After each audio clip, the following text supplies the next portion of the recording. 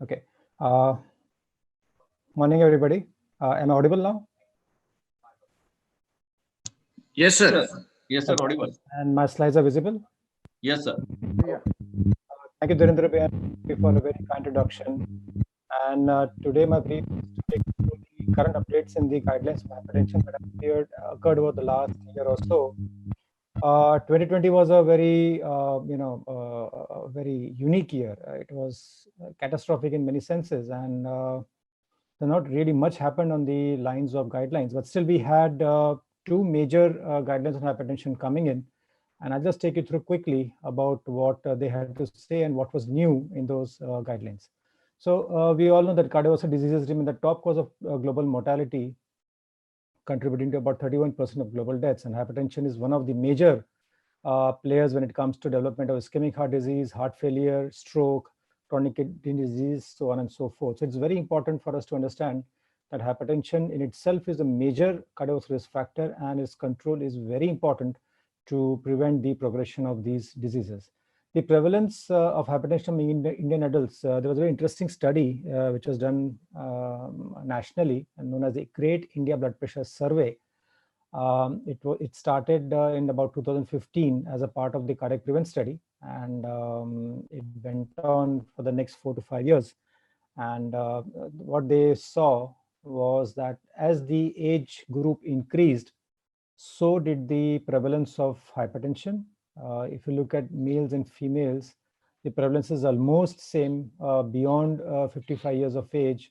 So even females beyond 55 are at equal risk of developing hypertension and their complications. We need to understand that. Below that, of course, there was a gradient between male and females, but by and large, after that, they all remained the same. So I'll just take you quickly through these two updates for today. First is the 2020 International Society of Hypertension Guidelines, which was developed to address the normal queries and normal practice patterns that physicians have. It was developed by the ICH Hypertension Guidelines Committee based on criteria to be used globally, fit for application in especially in low resource and high resource settings, and to be concise, simplified, and easy to use. It was critically reviewed, especially by the high income and the low middle income countries, and developed without any support from industry or other sources. I think this is a very big thing because there was no bias as far as the drugs were concerned or as far as the outcomes were concerned. And so it was a very neutral sort of a guideline that they had come out with. What is interesting is that they came out with just two criteria. One is essential standard and one is optimal standard. So what was essential standard? That whereas essential standard recognize that the perfect standard that have to be always looked at whenever you are doing, whenever you are trying to control hypertension. It may not, we all know that it may not be possible to do that at every point of time. So what they gave was an optimal guideline, which said that it is basic of what you should be doing. So essential recommendations mean minimum standards of care, and optimal recommendations would mean evidence-based standards of care. The classification of hypertension that they propagated was normal blood pressure less than 130 by less than 185. High normal was 130 to 139 and or 80 to 85 to 89 diastolic. Grade 1 was 140 to 159 systolic and diastolic 90 to 99.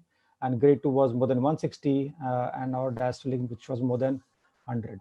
So this was the classification which was propagated by the ISH, and the criteria, because these days the definition of blood pressure depends on a lot of things, and one of them, of course, is the presence of high office blood pressure, consistently high ambulatory BP, and consistently high home BP monitoring. So they gave us various criteria to be followed. That an office blood pressure consistently more than 140 by 90 should be considered as hypertension. If the patient is going for ambulatory BP, then a 24-hour average of more than 130/80 consistently should be considered as hypertension, of which a daytime average of more than 135/85 or a nighttime average of 120/70. So we need to understand that when you're looking at an ambulatory BP report, you need to see these two things, a daytime and a nighttime average. So although daytime average may be normal, but the nighttime average is more than 120/70, it will still be defined as hypertension, nocturnal hypertension, and these patients will need to be treated. And of course, a home BP monitoring of more than 135/85 would be classified as being as having hypertension. This is very important for us to understand these criteria. So 140/90 in office, and anything more than 130/80 in the ambulatory blood pressure, and home BP monitoring 135/85 is what we are trying to see. So how do they differ from the various other guidelines? If you look at the European Society, it was 140/90, ACCHA 130/80, and the ranges almost remain the same. So they have made minor changes, and they have come to a very practical solution and practical classification, which can be used by anybody at any given point of time. According to the additional risk factors and the target organ damage and the presence of previous comorbidities, there were a simplified classification of hypertension risk. They said that if the patient has no other risk factors, and if he is in high normal or even grade 1, the risk would be low. But with the presence of one or two risk factors, even a grade 1 hypertension would have a moderate cardiovascular risk. If the patient has 3 or more risk factors, the grade 1 would immediately jump to a high cardiovascular risk. And in patients who have any history of target organ damage or CKD grade 3, diabetic patients, patients with cardiovascular diseases, even a high normal blood pressure would constitute a high risk. So it's very important to understand that when you are treating a blood pressure patient, the targets to treat have to be met by this particular slide. You have to look at the risk factors, and if the risk factor profiling is low or absent, no risk factor, young patient, maybe a blood pressure of 150, 95 would still be okay because it's a low risk patient. But same blood pressure for more than one risk factor would portend a moderate or a high risk criteria, and therefore they need to be treated very, very critically and very aggressively. Blood pressure targets, essential target is target blood pressure reduction by at least 20/10, ideally to less than 140/90 is an essential criteria. Whereas optimally, they have given a very a soft approach. If the patient is less than 65 years of age, the target should be 130/80 or less than that. If the patient is more than 65 years of age, the target should be less than 140/90 if tolerated, but consider individualized BP target in the context of frailty, independence, and likely tolerability of the treatment. A lot of elderly patients who cannot tolerate a blood pressure less than 150/90, 160/100, who have been having these for a very long time. So you have to take very individually, but the targets try to go to 140/90 or around in more than 65 years of age. Hypertension, CAD, previous stroke, CKD, diabetes, blood pressure should be lowered in more than 140/90 and treated to a target of less than 130/80. In patients with hypertension, heart failure, blood pressure, again, a target of less than 130/80, but more than 120/70 should be maintained. So these are very subtle points, but very important practice points for us, because every patient who comes to us is very unique. And depending on his comorbid conditions, we need to individualize the targets and individualize the therapies accordingly. The European Society guidelines, if you look at them, the targets were almost similar for whether the patient was having only hypertension, diabetes. Is only for CKD that the targets were slightly on the higher side, but rest it was less than 130/80 or less than that. But this now have given a very practical application. So less than 65, more than 65 is how you try to look at and try to give the maximum tolerable doses to these sort of patients. How to measure blood pressure, a very beautiful slide they've shown, back supported, no talking during and between measurements. Cut to fit arm size should be depending on the patient's obesity. Arm should be bare and resting, mid-arm at heart level. Quiet room, comfortable temperature, no smoking, coffee, exercise for 30 minutes. Empty bladder, relax for 3 to 5 minutes. Take 3 measurements at 1 minute intervals. So they have to be over a 3-minute period, 3 measurements. Use the average of the last 2 measurements, not the first one, the last 2, take an average, and use a validated electronic upper arm cuff or manual auscultatory devices to measure blood pressure and to classify the level at which the patient is. The feet should be flattened for the patient to be fully relaxed when you're taking the blood pressure. This is very, very important. And mind you, this is not 30 minutes, just a 3 to 5 minutes criteria for your office blood pressure or even a home blood pressure monitoring. So just a recommendation, quiet room, comfortable temperature, avoid smoking, so on and so forth. And interpretation blood pressure of 2 to 3 office visits more than 140/90 indicates hypertension. So it's very important, not only one, but at least 2 to 3 office visits, consistently high blood pressure should be marked as hypertension. According to office blood pressure measurements, what should be the plan? If it is less than 130/85, remeasure within 3 years or within 1 year in those with other risk factors. If your office blood pressure is 130 to 160 and diastolic 85 to 100, if possible, confirm with out of office blood pressure measurement, especially with ambulatory blood pressure or home blood pressure monitoring, to look at white coat or masked hypertension. Or otherwise, if you cannot do that, then ask the patient to come repeatedly to your office and at least have 3 to 5 measurements to confirm that the patient is having hypertension and that he requires treatment. However, if the office BP is more than 160/100, confirm within a few days or weeks, I would say daily measurement is something, home BP monitoring is something we should always do. And mind you, as a protocol, we always advise an ambulatory blood pressure monitor in all these patients, because your office blood pressure, if it is high, could be white coat, could be anxiety, could be anything. So never treat a patient on just the first go.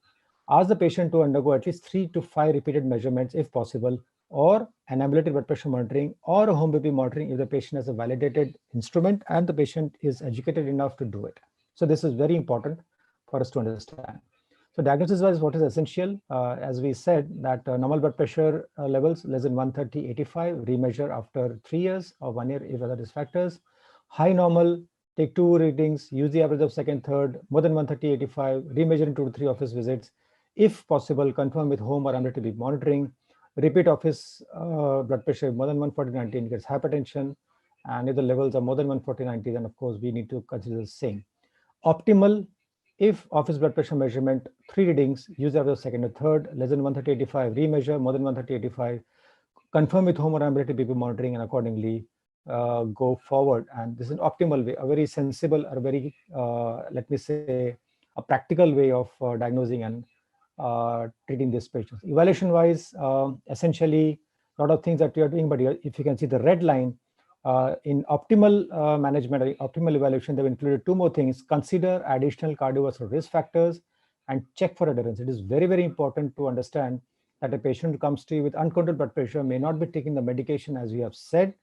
Either the brand would have been changed, the drug would have been changed, or the dose would have been changed, or the frequency would have been changed, or the timing would have been changed. So you need to look at the adherence and how good they are with that, how well they've understood the whole idea that why it should be controlled. So patient education, patient counseling, spending 5 minutes with the patient is very, very important in these sort of patients. So history physical exam, we need to evaluate for organ damage, assess total CV risk, look for signs and symptoms of secondary hypertension, try to rule out by doing renal function tests, lipid profile, get an HbA1c or a random blood sugar done, urine dipstick, 12-lead ECG, echo if necessary, fundoscopy to look for any target organ damage. That is what we do normally. An ultrasound if necessary, renal Doppler if necessary, and additional tests if there are any evidence of target organ damage. Monitoring, as we have already said, target blood pressure less than 130/80 is what we're looking at. Monitor blood pressure control, look for adverse effects, look for long-term adherence, and referral to a cardiologist or a hypertension unit if the blood pressure still is uncontrolled. Some other issues which you feel is not you're happy with, or which needs some further expertise. Therapy-wise, grade 1 hypertension, lifestyle intervention, start drug treatment in high-risk patients like CVD, CKD, diabetes, presence of target damage, or age more than 50 to 80 years. All others with persistent blood pressure elevation after 3 to 6 months, that is, you need to start some sort of treatment. Grade 2, definitely drug treatment immediately with lifestyle intervention. So lifestyle intervention: stop smoking, regular exercise, lose weight, salt reduction, healthy diet, low alcohol intake. And drug therapy steps, you can take any of these steps that are there. This is a slide for black and non-black. We would go for black because we are not Caucasians as such, but we can start with a low dose ARB plus CCB, dihydroperoxy CCB, and like an amlodipine or cilindipine, and or a thiazide diuretic or thiazide-like diuretic like chlorthalidone. Increase to full dose if not controlled. If still not controlled, add a diuretic or ARB or AC, which has not been there earlier. And you can add spironolactone, or if not tolerated or contraindicate, amiloride, doxazosin. So these are all options that are there if the patient's blood pressure is not controlled. This is how we can go forward. Optimally speaking, almost same, except that in non-blacks, they have asked to add thiazide like diuretics, and in lifestyle that asked for stress reduction, reduce exposure to air pollution, something again we need to understand. Noise pollution, air pollution, stress and anxiety levels have to be controlled in all these patients. That is an optimal guideline that they have given. So pharmacotherapy, grade 1, immediate treatment. If there is no limited drug availability, the patient goes for straight away a therapy for 3 to 6 months. supply lifestyle intervention, and ask them for a regular follow-up. And if the drug availability is not an issue, then continue therapy for long. Otherwise, ask them to come back and then reassess at any given point of time. Grade 2, of course, they have to be started. Treatment should be evidence-based in relation to morbidity mortality prevention. Use a once daily regime which provides 24-hour BP control. Very important because compliance is there. There is no trough and peak. So you have a very smooth blood pressure control. Therefore, the overall outcomes are good. Treatment should be affordable and or cost effective relative to other agents. So give what the patient can take because it's a lifelong therapy. Don't give something which is very fancy, which is very new. The patient is not going to take it. Treatment should be well tolerated. Again, very important. Any drug that you're giving, look for any adverse events, look for the patient's tolerability. If they cannot, change it. Evidence of benefits of use of medication populations to which it is to be given. Blacks, non-blacks, Caucasians, Asians. There are so many categories, ages, gender. So look at all those things that need to be given. So optimal step 1, dual low dose combination. So an ACE or ARB with a CCB. Step 2, if not controlled, ideally it should be a single pill combination if possible to improve adherence and to improve the compliance. If not possible, go to full dose combination. Still not controlled, go for a triple drug combination with a diuretic. And still if it is resistant hypertension not getting controlled, then you may add spironolactone and you may get a benefit. If still not controlled, then you need to look for reasons for a resistant hypertension, secondary hypertension, renovascular hypertension, endocrine hypertension. These are all certain things that you need to look at if the patient still doesn't get a good control with these things. Consider beta blockers at any treatment step when there is specific indication like heart failure, angina, post-MI, atrial fibrillation, or younger women who are planning pregnancy. So beta blockers are not contraindicated as such, mind you, but if there are any such indications, beta blockers should be added at any given point of time. So although we're talking only about ACE inhibitors, ARBs, CCBs, and diuretics, but beta blockers also have a very important role to play. Always remember that. Other management comorbidities, LDL levels should be less than 70. In high-risk patients, in moderate risk patients, less than 100. In low risk, it should be around 115 or less than that. HbA1c level should be below 7. It should be below 6.5. And antiplatelet therapy should be considered in patients with cardiovascular disease, secondary prevention only. There's no role of aspirin in primary prevention as such. So these are all agents that can be given depending on the underlying comorbidity. Hypertension with CAD, of course, RAS blockers, beta blockers, CCBs can be given. Those with previous stroke, RAS blockers, CCBs, and diuretics should be used. Those with heart failure, RAS blockers, beta blockers, MRAs are effective. And now we have ARNIs also, which can be used as an alternative to control heart failure and hypertension. Those with CKD, RAS blockers are first-time drugs. Don't forget that. It is not contraindicated. Try to understand, just need to keep a close watch. CCBs and diuretics can be used. Loop diuretics Fiji for less than 30. And if those with diabetic, those who are diabetic, RAS inhibitors and a CCB and oral thiazide diuretic should be used in these sort of patients. Look for adherence. It is very, very important. You can even go for pill counting to see if the patient is taking regular or not. Use of a single pill fixed dose combination definitely helps. Once daily dosing definitely helps. And what is important is that you should educate the patient regarding the importance of a very good blood pressure control. Train him about the home blood pressure monitoring. Look at whatever you're giving and empower these patients with counseling for self-management. You can give them some WhatsApp numbers where they can come back and go forth with your team and get their blood pressures under control. It's very, very important. What is specific for Asia? That these patients have a greater likelihood of salt sensitivity as compared to other subgroups, and they have a mild obesity too. Also, there's a higher prevalence of stroke. Morning hypertension, nighttime hypertension are higher, and they're particularly high risk of cardiovascular metabolic diseases, including CAD and type 2 diabetes. So Asian patients in general need a more intensive control of blood pressure because of their underlying conditions. And therefore, it is very important that we treat our Indian patients very critically. So that was about International Society guidelines. They give a very practical outlook to how they should be done. The NICE 2020 guidelines from the UK, just a couple of slides, I'll not go much in detail, but what is different is that when considering diagnosis of hypertension, measure blood pressure in both the arms. A very common question. If the difference in readings between the arms is more than 15, repeat the measurement. If the difference in reading between arms remains more than 15 on the second measurement, measure subsequent blood pressure in the arm with the higher reading. So always go for the arm with the higher reading to measure blood pressure in our patients. A very common question asked by everybody, and I think this gives a very beautiful answer to your query. If blood pressure measured in the clinic is 140/90 or higher, take a second measurement during consultation. If the second measurement is substantially different from the first, take a third measurement and record the lower of the last two measurements as the clinic blood pressure. Why? Because if there's a low blood pressure going up, probably the anxiety element could be there. So they are saying that always look for the lower blood pressure of the two measurements as the office blood pressure. This is a busy graph, but I'll just tell you that a clinic blood pressure under 140/90, check BPA once at least 5 years, more often if close to 140/90. If it is under 135/95, 85, go for ambulatory BPA home BPA monitoring, and anything beyond that, the patient should be treated very critically, and assessment has to be there. Uh, Again, a similar slide, and I'll go into detail. This is a slide for treatment that they've said. Hypertension with type 2 diabetes. Step 1 is ACRB. If the patient's age is more than 55, this is the drug of choice. 55 or over CCBs can also be given. If ACRB doesn't control, add a CCB. Still not controlled, you can add a diuretic, and that is how maybe you can. And if still not controlled, you can add a low dose spironolactone. Still not controlled, go for an alpha blocker or beta blocker if blood pressure still remain on the higher side. Beta blockers to be used again in the presence of atrial fibrillation, angina, young patients, especially young females, those with anxiety disorders, mitral valve prolapse. So these are all conditions where beta blockers should be used as a line of therapy over and above CCBs and so on and so forth.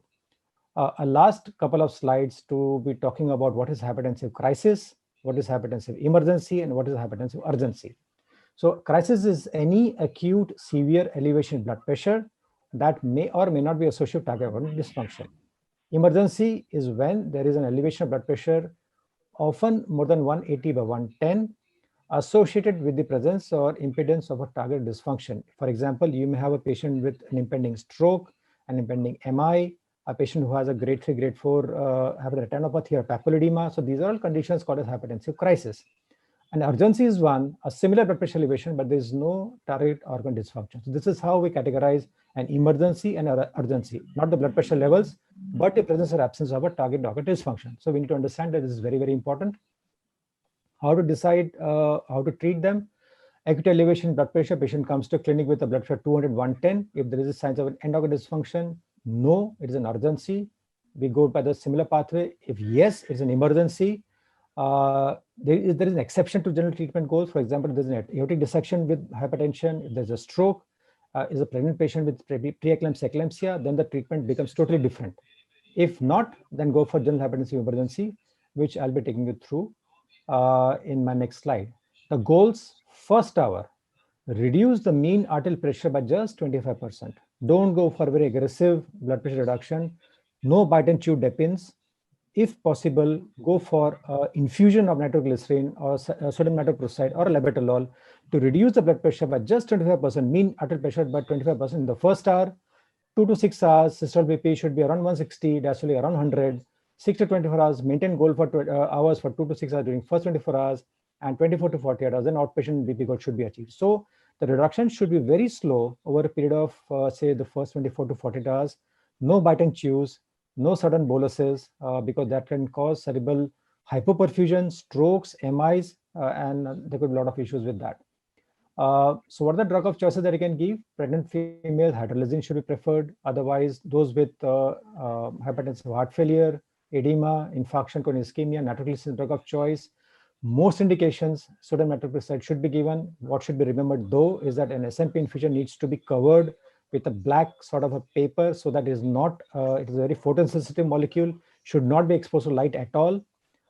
Clevidipine not available over here, can be used. Nicardipine is also a drug of choice that can be used for strokes. Esmolol, a very short acting molecule, but in those with aortic dissection, those with coronary ischemia infarction can be given to cause immediate reduction, especially because when the dissection is going on, blood pressure reduction is very, very important so that the dissection does not increase or propagate. So immediate reduction is required in cases of aortic dissection, and therefore esmolol is something that we can use. Labetalol, metoprolol, enalaprilat, phentolamine, and phenoldipan is again other drugs that can be used. If nothing else works, even fentanyl infusions can also work in patients who have a very high sort of an anxiety, panic levels, and these patients do well when they're under general anesthesia and they're given some rest. I thank you all for a very patient listening, and this was just a very short brief, a short overview of what has happened over the last year as far as hypertension diagnosis, evaluation, and management of our patients is concerned. Thank you again.